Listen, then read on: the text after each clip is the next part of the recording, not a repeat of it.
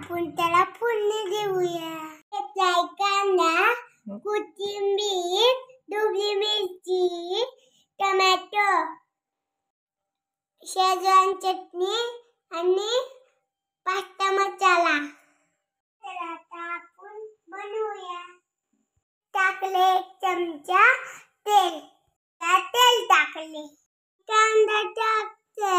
आता आपण चांगला कांदा भाजूया. चांगला भाजला. आता आपण ढोबळी मिरची टाकून घेऊ. टोमॅटो टाकून घेऊया. टोमॅटो चांगले भाजले आहेत.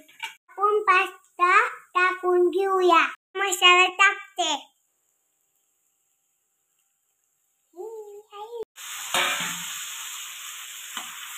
आता चांगलं मिक्स करून घेऊया. आपण शेजवान चटणी टाकून घेऊया.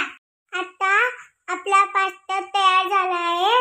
आता आपण कोथिंबीर टाकू. आता पास्ता खाण्यासाठी तयार आहे. तुम्ही पण असा पास्ता नक्की बनवा.